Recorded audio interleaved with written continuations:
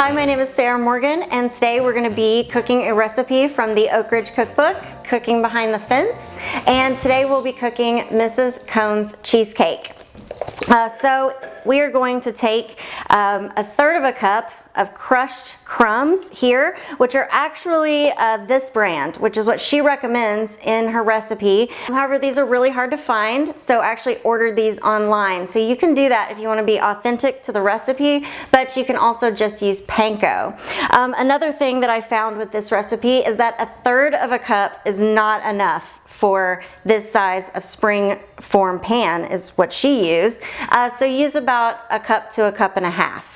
Then what you're going to do is you're going to take about a teaspoon of cinnamon and a tablespoon of sugar and mix that together. This was a favorite of people that knew Mrs. Cohn. She took this to a lot of her different volunteer activities, including some of the Jewish community activities in the city of Oak Ridge.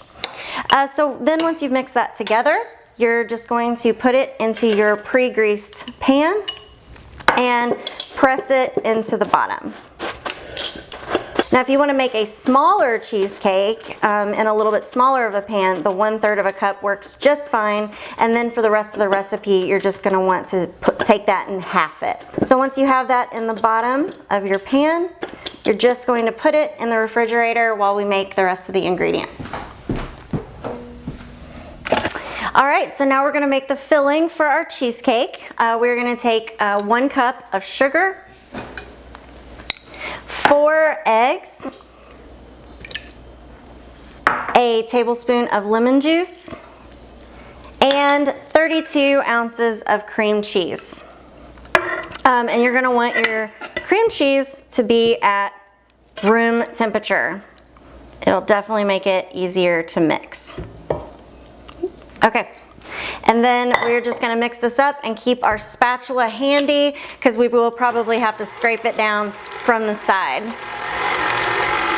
So don't make mistakes like me and start your mixer off too fast because I have had massive mixer explosions before. So while this is mixing, a little bit about Mrs. Cohn's husband, Waldo. He actually was a biochemist who was able to separate isotopes, so he was really important in Oak Ridge during the war. All the housing in Oak Ridge was actually alphabetical, so the Cohns were kind of important people, so they lived with their one son in an F-style house. Also, Waldo, he actually started the Oak Ridge Symphony. He was a talented musician who also played the cello. So let's check on our mixture, and our cream cheese is kind of getting all stuck.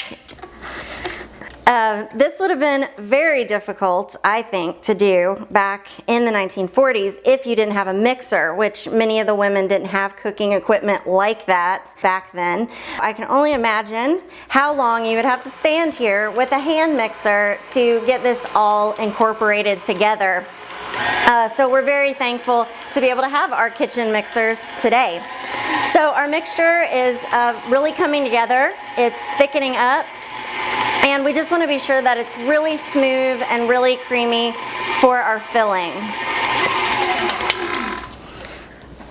Also, of course, this actually calls for quite a bit of sugar. Of course, sugar was rationed during the war, and so a lot of people had trouble coming up with sugar for their recipes. And you were pretty lucky to have sugar. There's actually a story from the Oak Ridge cookbook about one woman who said she never had a problem getting sugar because her husband was diabetic. So she used his rations in order to get that sugar. So I would assume that that might be one of your best friends if you wanted to do a lot of baking or liked a lot of sweets back then. They also experimented a lot with candy because of the sugar. And one candy that was popular, especially in East Tennessee, was potato candy. So basically you take a small potato, boil it down, mash it up, make it into like a dough almost, and then cover that with powdered sugar and peanut butter or different things like that.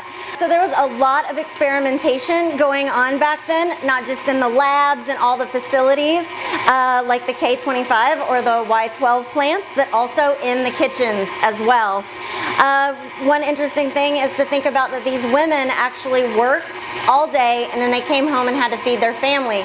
So essentially they were also fueling their families by cooking in the kitchen as well. So our mix looks pretty good. And what we're gonna do next is pour it into our springform pan, into our crust.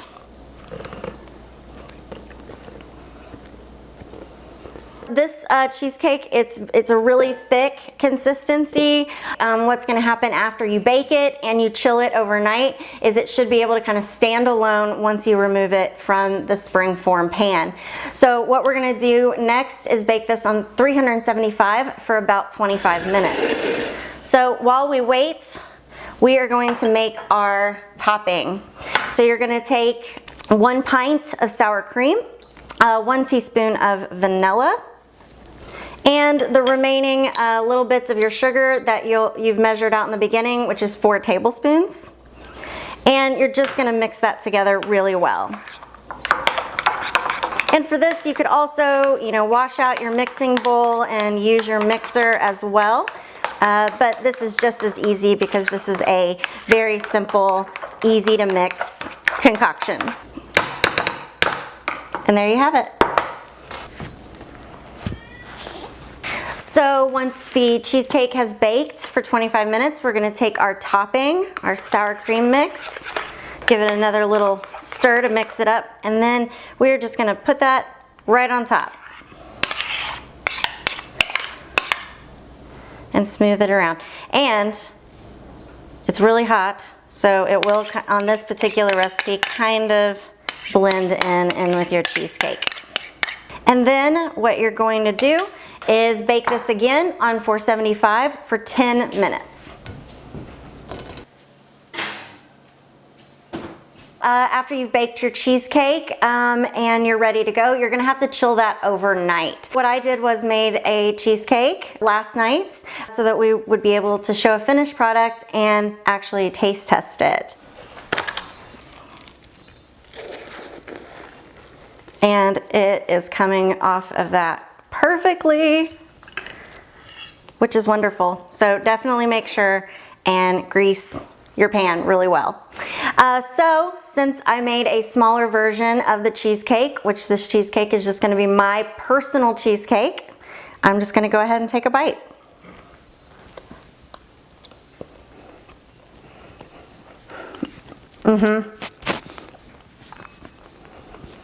Mrs. Cohn knew how to make a cheesecake.